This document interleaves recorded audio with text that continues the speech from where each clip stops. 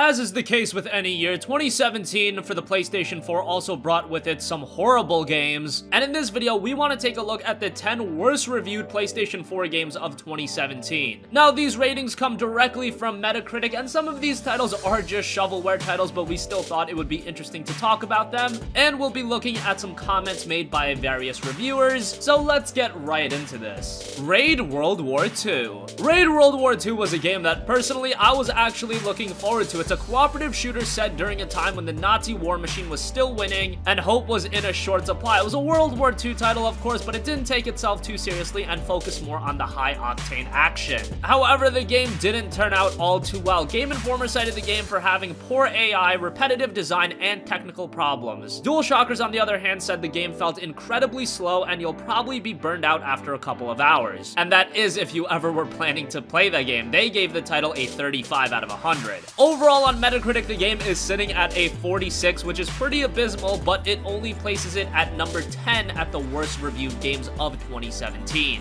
The user score on Metacritic has it a little bit lower at a 4.1 out of 10.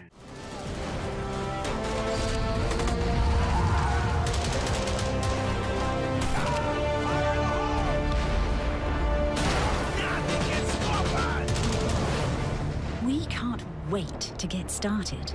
See you soon. Sincerely, Mrs. White. Next up, we have AEREA. AEREA is an action RPG in which music is both your best friend and your worst enemy. It's a very interesting premise on the surface, a music-focused action RPG. However, it didn't turn all too well. PlayStation Lifestyle gave the game the highest score at a 55, saying that the final product is a reskin of a paint-by-the-numbers dungeon crawler that is devoid of motivation, originality, or replayability. On the other hand, the game's machine said that the game was a wrong, broken, useless action RPG without anything good in its DNA. Search for something else. They gave the title a 39. Overall, the game also has a 46 on Metacritic. However, it is sitting at a 1.8 user score, and that's not all too great.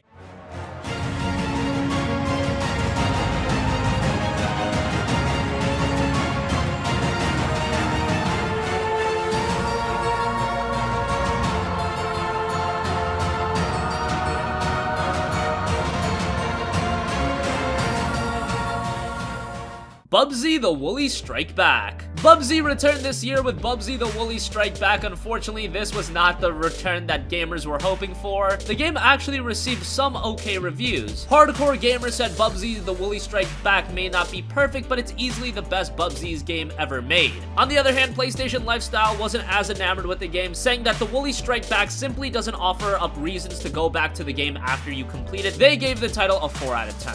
Overall, BUBSY the Woolies Strike Back has a 45 on Metacritic. Although the user scores are a little bit better, it's actually sitting at a 6.1, so maybe if you've been an ardent fan of BUBSY, this is gonna strike you as a better title than what reviewers said about it. That's it in your face!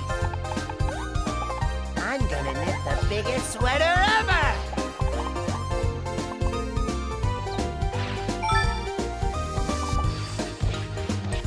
Take that, you cotton goblin monster! Next up, MAIZE. MAIZE is an adventure game that centers around what happens when two scientists misinterpret a memo from the US government and end up creating sentient corn. Yeah, this is a very zany game, and PlayStation Lifestyle was actually pretty positive about the game, giving it a 75, saying that the love that went into development shows throughout, and it's why I found myself constantly laughing at all of the game's silly jokes throughout. This is obviously not a game to be taken very seriously, and PlayStation Lifestyle definitely saw it for what it was. On the other hand, the 6-Axis said that the dull and tedious gameplay and misjudged humor, making the limited runtime a dreary drudge to the finish line, and simply shucks. Overall, the title has a 45 on Metacritic, and there isn't a user score for the title because there haven't been enough ratings. So obviously, this is a game that the PlayStation 4 audience wasn't even interested in. But yeah, a little bit of a zany title, although it didn't turn out too well in the eyes of reviewers. Understand life. But if you're a big fan of puzzles... What is this stupid thing?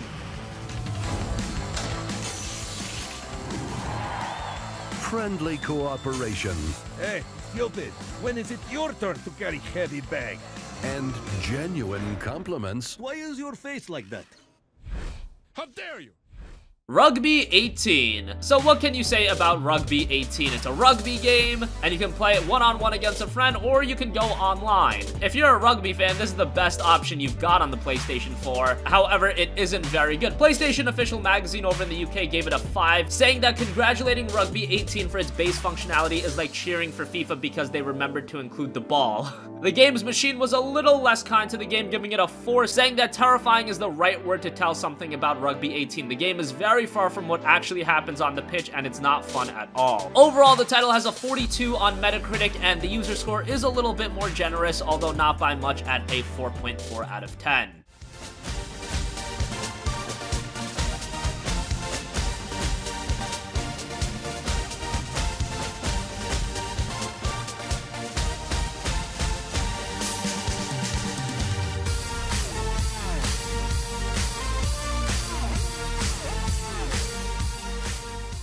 Next up, we have TOUHOUGH KOBUTO 5 Burst Battle. So that's probably one of the longer game titles of 2017. The game itself is a bullet hell battle game that takes place in the TOUHOUGH universe, taking control one of 9 characters and eliminating your opponent using bullet hell patterns, melee attacks, or spell cards. It's a mix of various genres. However, just by looking at the game, you can tell it's not going to appeal to a gigantic Western audience. The game's machine scored the title a 3.5, saying that the game is wrong on so many levels. The gameplay is boring and repetitive. The content is basically MIA. The graphics are old and inaccurate. The concept could have worked, but well, it doesn't. If you're a fan of the saga, better stick to the classes. That's what the game's machine said about it. Overall, the title has a 42 on Metacritic, and it is sitting at a 4.3 based on the user scores.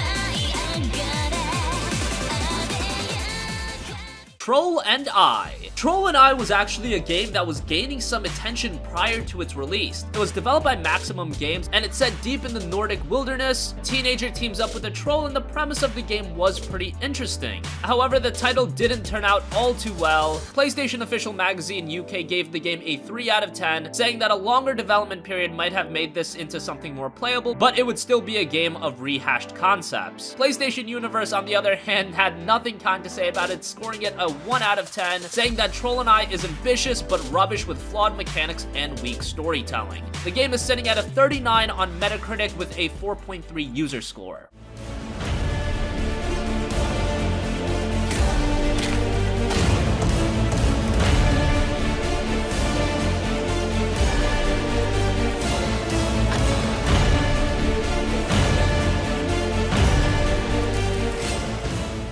Dying Reborn. Dying Reborn is a dark horror-themed puzzle game that creates a unique first-person room escape experience. It is a title with a VR emphasis. However, it is without a doubt one of the weakest VR games that have been released, if not the weakest. PlayStation official magazine UK gave the game a 4 out of 10, saying that not buying this would be the ultimate lucky escape. Gaming Age, on the other hand, gave the title a C-, saying that even if the voice acting sucks, even if the puzzles are blatantly obvious, there's a massive gulf between bad and unspeakably terrible. In fact, for the simple reason the game is completely playable, you could possibly even argue that Dying Reborn, the non-PSVR edition, is profoundly mediocre. That's not enough to make it worth checking out by any means, but it also means that the game doesn't really deserve the title of worst game of 2017 quite yet, so they were a little bit kind towards it. The overall Metascore is a 38.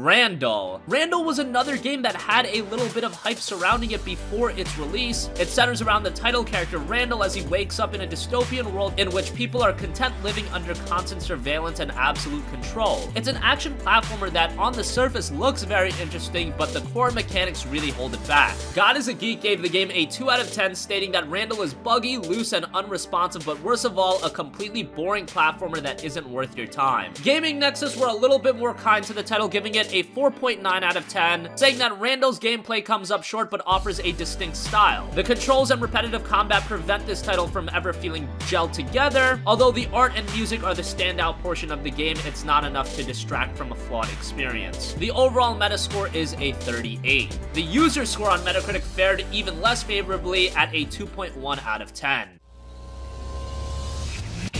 Use it to defeat your enemies. Think to find your way out.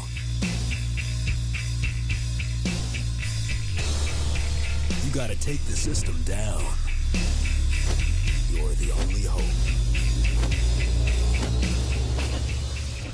And finally, the worst reviewed PlayStation 4 game of 2017, Road Rage. Road Rage is an over-the-top multiplayer motorcycle combat game, and while pretty interesting on premise, the game did not fare too well at all. The 6th Access gave the game a 2 out of 10, saying that the title had basic open-world design, ugly visuals, and various bugs become harder to tolerate knowing just how deeply unfulfilling the core gameplay is. On the other hand, IGN Spain gave the title a 3 out of 10, saying that unfortunately, Road Rage is a disaster in all its elements. It's a badly designed game, very broken and unplayable in many cases. The overall Metascore for the title is a 26, and the user score sits a little bit higher at a 2.8 out of 10.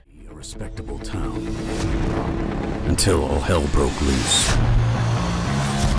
Now, it's ride, fight, or die.